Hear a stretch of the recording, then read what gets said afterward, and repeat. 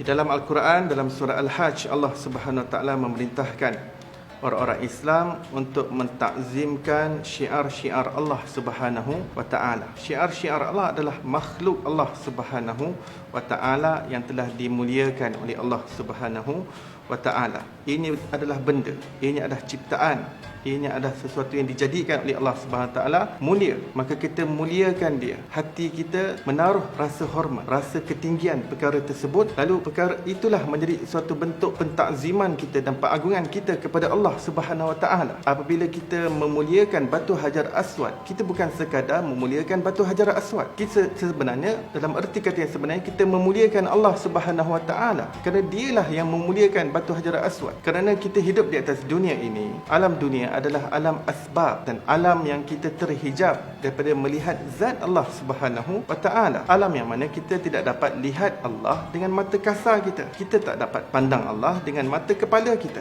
Lalu bagaimana kita nak mengagungkan Allah Subhanahu Wa Taala, zat yang kita tak nampak dengan mata kasar kita? Bagaimana kita nak muliakan Allah, zat yang kita tidak dapat tengok dengan mata kepala kita? Padahal kita disuruh untuk mengagungkan Allah. Padahal kita diperintah untuk memuliakan Allah Subhanahu Wa Taala. Lalu kita tak pernah berjumpa dengan Allah, kita tak pernah melihat Allah. Lalu bagaimana kita nak memuliakan dia? Demikianlah rahsia di sebalik kefahaman, di sebalik ciptaan Allah, yang mana satu ciptaan Allah, Allah tinggikan kedudukannya, darjatnya. Lalu apabila kita memuliakan Kaabah, kita pandang Kaabah dengan penuh pemuliaan, takzim, rasa hormat. Padahal dia sebuah bangunan yang berbentuk cube. Bangunan yang lain mungkin lebih indah dengan desainnya, dengan decorationnya dan sebagainya. Tetapi kenapa kita meletakkan kehormatan kepada Kaabah yang tidak kita letakkan kehormatan itu kepada mana-mana bangunan dan juga binaan di atas muka bumi ini? Kerana bertalinya Kaabah itu dengan pemuliaan Allah Subhanahu Wa Taala terhadap dirinya, terhadap bangunan Kaabah tersebut,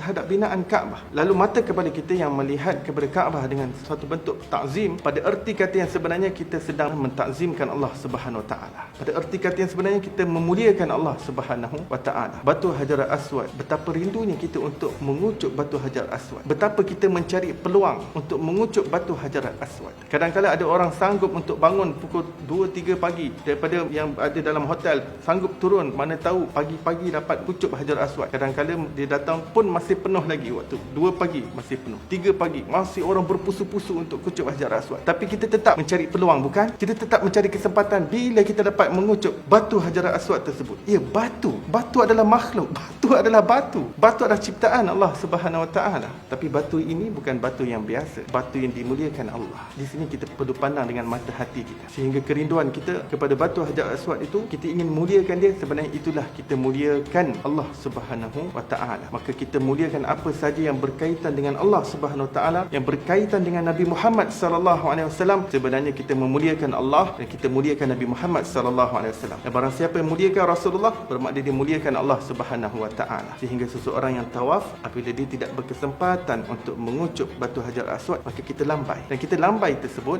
bukan kepada orang yang berada di situ. Kita lambai bukan kepada polis Arab Saudi yang berjaga di tepi batu Hajar tersebut. Wallahi, kita lambai kepada batu tersebut sebagai satu bentuk takzim kita kepada batu itu. Lalu dengan takzim itulah sebenarnya takzim kita kepada Allah Subhanahu Wa Taala. Maka demikianlah kita kiaskan dengan segala perkara yang telah ditakzimkan oleh Allah Subhanahu Wa Taala. Setiap pemuliaan dan takzim yang kita letakkan, yang kita berikan kepada makhluk yang dimuliakan Allah, itu sebenarnya pemuliaan dan takzim kita kepada Allah Subhanahu Wa Taala. Sampaikanlah dariku walaupun satu ayat.